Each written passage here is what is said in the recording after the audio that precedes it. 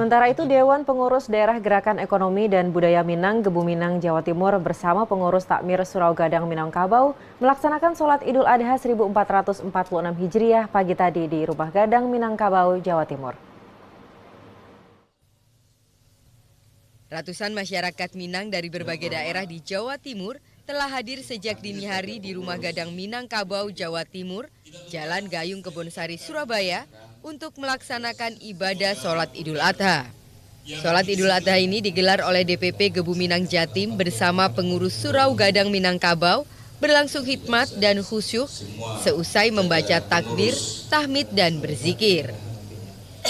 Tepat pukul 6 pagi lebih 30 menit, sholat Idul Adha dilaksanakan secara berjamaah dan dipimpin oleh Imam dan Khotib Ustadz Hanif Surya Ramadan dan dihadiri oleh Ketua DPD Gebu Minang Jawa Timur, Zuliondri, Sekretaris Umum Gebu Minang Jatim, Sahlan Aswar, serta pengurus Takmir Surau Gadang Minangkabau.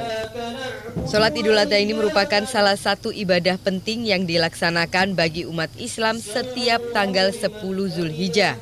Selain itu juga menjadi momentum untuk mempererat tali persaudaraan antar umat Muslim, khususnya masyarakat Minangkabau yang ada di perantauan, dalam kebersamaan untuk menunaikan ibadah secara berjamaah.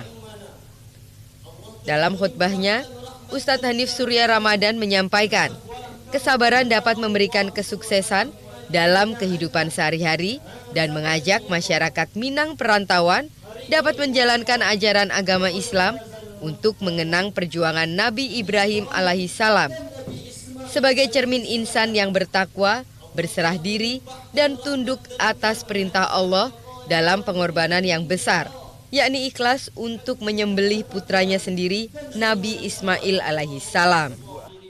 Dengan melaksanakan Idul Adha ini adalah untuk mempererat hubungan silaturahmi antar warga Minang yang ada di Surabaya, khususnya di Jawa Timur. Jadi dengan melaksanakan kegiatan Idul Adha ini, kami mengharapkan masyarakat bisa melaksanakan dengan baik, sekaligus pada hari ini juga kami melaksanakan kurban, insya Allah ada sekitar 8 sapi dan 3 ekor kambing yang dari mudohi-mudohi yang ada di Surabaya maupun di Jawa Timur. Setiap program yang sudah dijalankan dengan baik, yang sudah diikhlaskan oleh panitia untuk bekerja, yang sudah kita rencanakan baik moral maupun material, tentu perlu dukungan dari masyarakat. Kita berharap masyarakat juga datang antusias dan ikut meramaikan, sehingga panitia-panitia masyarakat yang mensupport juga semakin semangat.